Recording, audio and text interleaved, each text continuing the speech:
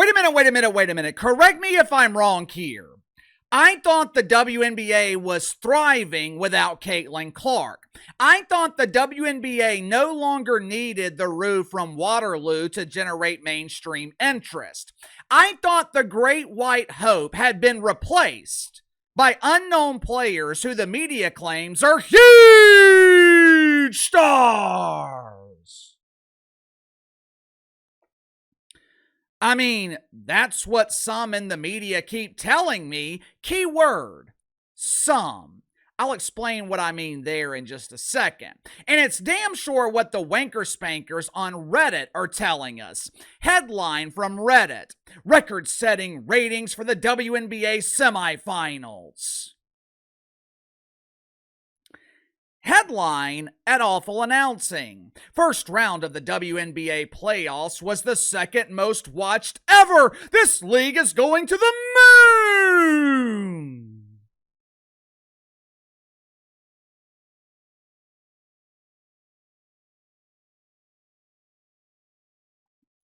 I've noticed two glaring omissions in this celebration of make-believe basketball. Number one, I've noticed that some ratings are mysteriously missing for the first round of the WNBA playoffs, just like ratings were mysteriously missing for a handful of games during the regular season.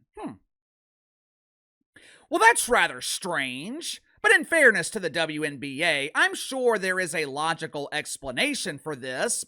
Perhaps it's a clerical error, or maybe the stork accidentally dropped the ratings while attempting to deliver them to the cardboard mailbox. Glaring omission number two. I noticed that there hasn't been any mention of attendance figures for WNBA playoff games. Well, Uncle KC, why would the media talk about attendance? They don't do that for the NFL or the NBA. Well, they damn sure brag about attendance in the WNBA when it conveniently fits their narrative that America has embraced pretend basketball. Hell, just last month, ESPN published a nicely polished turd highlighting how the WNBA had broken attendance records this season, and there was still a month left to go. But when it comes to attendance for the first round of the playoffs, the WNBA and their pretend friends in the media seem to be exercising their right to remain silent. I wonder why. You know, a couple of years ago when Pat McAfee premiered on ESPN, I did a video on his ratings. Now, I don't remember the exact numbers, but I do remember that Pat McAfee was losing 50% of Stephen A. and First Take's lead-in audience. For a dude making $17 million a year, Pat McAfee's ESPN ratings were absolutely brutal. Here we are 2 years later, and they're still in the pooper. September 12th of this year, which was a Friday going into a big weekend of college football in the NFL, Pat McAfee drew 260,000 viewers. Now, I'm sure he is doing well digitally, which is what ESPN claims they're paying him for, but there's just no other way to say it. Pat McAfee's ratings on ESPN suck. Anyway, a day or so after the video was published a couple of years ago, there were several media outlets that reported on his ratings. ESPN ended up issuing a press release highlighting the success of Pat McAfee. Shortly thereafter, it became increasingly difficult to find his ratings. Matter of fact, I quit talking about it because I couldn't find the ratings. Now, to their credit, ratings for Pat McAfee have been made available over the last couple of months, but for a long time, the magicians at ESPN made them disappear. I bring that up because there seems to be a trend with ESPN and certain ratings mysteriously being unavailable. There were four nationally televised games in the WNBA regular season where ratings were like 99% of the players in this league. They were unknown. Unsurprisingly, the trend of mysterious ratings has continued for the playoffs. Make sure to like and subscribe. You can follow me on Twitter at KC_BTL84. Link to the second channel in the description below. Yesterday on the second channel, talked about Ryan Clark and his ongoing obsession with race. According to Crying Ryan, Lamar Jackson has got to win a Super Bowl to advance black quarterbacks in the NFL. I guess it wasn't enough for Patrick Mahomes to win a Super Bowl. I guess Ryan Clark has temporary amnesia because Jalen Hurts just won the Super Bowl 7-8 months ago.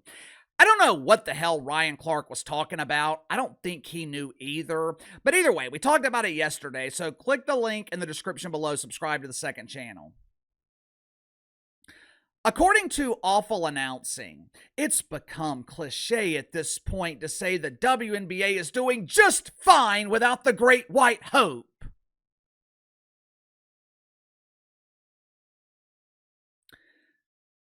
They're doing so fine that ratings for the first round were down compared to last year. But in fairness to the WNBA, ratings for the first round of the playoffs were actually pretty good. According to ESPN, they averaged 943,000 viewers. During the regular season, the WNBA averaged 969,000, which means, as predicted here on the channel, there are fewer people watching pretend basketball during the chase for the Platinum Pooper than were watching during the regular season. If you remove the 3 games involving the Indiana Felines, the rest of the WNBA averaged 732,000 viewers. Clearly, the cliche isn't true. The rest of the dump is not doing fine without Caitlin Clark.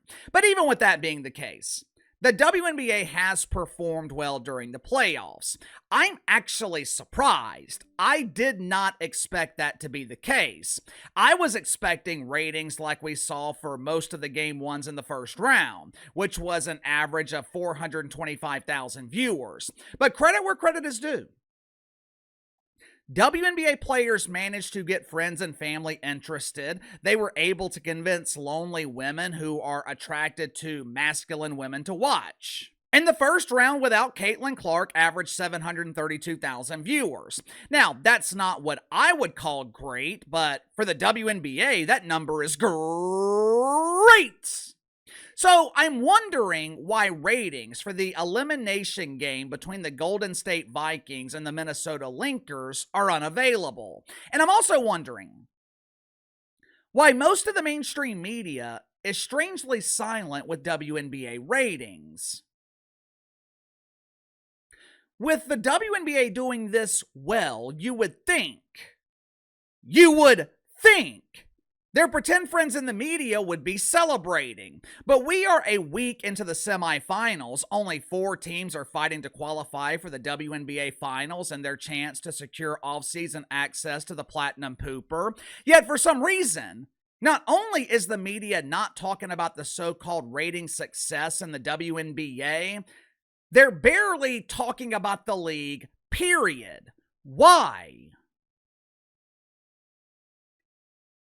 I can only speculate, but maybe, just maybe, the media is realizing there is minimal interest. The media is in the business of generating traffic to their website. ESPN is in the business of generating ratings. Shows like First Take, PTI, First Things First on FS1, they're going to talk about topics that generate the most interest. Maybe they're not talking about the WNBA playoffs because you're not interested. And we all know the reason you're not interested. Caitlin Clark ain't playing. Since the media's been so silent with attendance figures, I decided to look into it myself. Through the first round, the WNBA is averaging just over 11,000 a game. Now, that number is heavily inflated by the Indiana Felines and the Golden State Vikings. The Vikings are a major draw in San Francisco, which isn't all that surprising. I'll give Kat Engelbert credit. It was brilliant to put a WNBA team in the city of rainbows. But outside of those 2 teams, the rest of the league is struggling. Well, KC, that's not true. The Atlanta Dreamers sold out their home games against the Felines. Yeah. Yeah, the Atlanta Dreamers also play their home games at the local YMCA. Their gym, if you can even call it that, holds 3,800 people.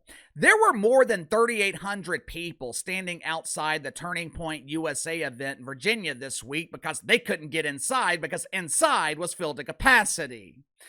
The Minnesota Linkers, supposedly the best team in the league of make-believe, the team led by Nafisha Collier, who is supposedly one of the biggest stars in the league. Game 1 at home, less than 9,000 people bothered to show up. Now the Linkers, they play in an NBA arena. WNBA players have been begging for decades to play in an NBA arena, and the supposed best team in the league can't fill it to 50% capacity.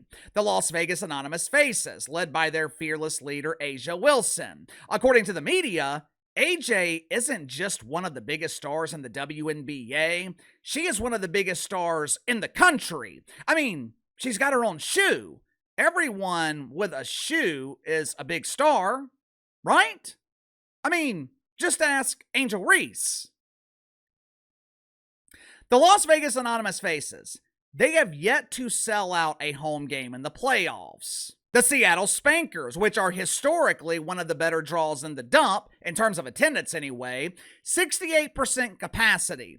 Ratings and attendance aside, to me, the biggest indictment on the WNBA's decline in popularity, no one is talking about it, at least when compared to last year and earlier this season. When Caitlin Clark is playing, the WNBA is a major topic in the mainstream media. There are storylines every week, controversy, drama. When Caitlin Clark is not playing, the biggest story in the WNBA is generous fans donating dildos. This is not hard to figure out. Sunday afternoon, the Phoenix Masculines, the Minnesota Linkers, 716,000 viewers. Now, that is for game 1 of the second round of the playoffs. That is 16,000 viewers less than the league was drawing without the Indiana Felines in the first round, meaning interest continues to decline as the playoffs progress. Unless, of course, the Indiana Felines are involved. They drew 1.4 million on ABC Sunday afternoon while competing with the NFL. Like I said, this is not hard to figure out.